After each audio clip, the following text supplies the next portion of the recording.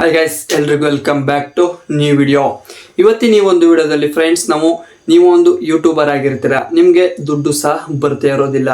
100K 200K views ಹೋದ್ರೂ ಸಹ ನಿಮಗೆ ದುಡ್ಡು ಬರ್ತಾ ಇರೋದಿಲ್ಲ.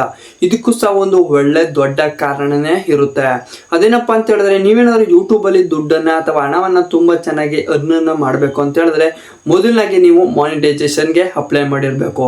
ಅಪ್ಲೈ ಮಾಡಿದ ನಂತರ ನಿಮ್ಗೆ ಅವರು ಸಹ ಅಕ್ಸೆಪ್ಟನ್ನು ಮಾಡಿರಬೇಕು. ಇದಾಗದ್ಮೇಲೆ ಫ್ರೆಂಡ್ಸ್ ನಿಮಗೆ ದುಡ್ಡು ಬರೋದು. ನಿಮಗೆ 100K ಇರಲಿ 200K ಸಬ್ಸ್ಕ್ರೈಬರ್ ಇರಲಿ ಯಾವುದೇ ಒಂದು ಹಣ ಬರೋದಿಲ್ಲ. ಈ ಒಂದು ಕ್ರೈಟೀರಿಯಾ ತುಂಬಾನೇ ಈಸಿಯಾಗಿರುತ್ತೆ.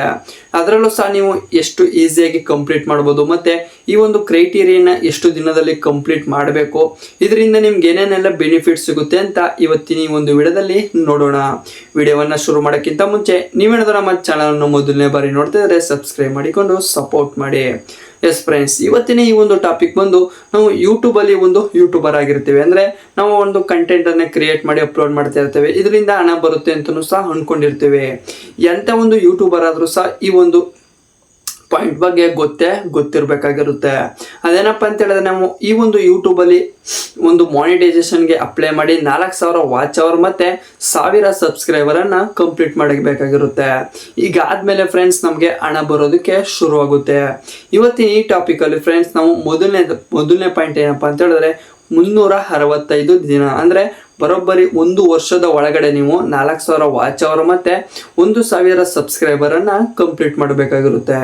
ಇದು ಮೊದಲನೇ ಪಾಯಿಂಟ್ ಆಗಿರುತ್ತೆ ಅಂತಲೂ ಸಹ ಹೇಳ್ಬೋದು. ನೀವು ಮಾನಿಟೈಸೇಷನ್ಗೆ ಅಪ್ಲೈ ಮಾಡಬೇಕಾಗಿದ್ರೆ ಇದರಿಂದನೂ ಮುಂಚೆನೂ ಸಹ ನಿಮ್ಗೊಂದು ತುಂಬಾನೇ ಬೆನಿಫಿಟ್ಸ್ಗಳು ಸಿಗ್ತವೆ. ಅದನ್ನು ನೀವೇನಾದರೂ ನೋಡಿಲ್ಲ ಅಂತ ಹೇಳಿದ್ರೆ ನಾವು ಒಂದು ಹಿಂದಿನ ವಿಡಿಯೋದಲ್ಲಿ ಅಪ್ಲೋಡ್ ಮಾಡಿದ್ದೇನೆ, ಒಂದ್ಸಲಿ ಚೆಕ್ ಮಾಡಿ ನೋಡಿ.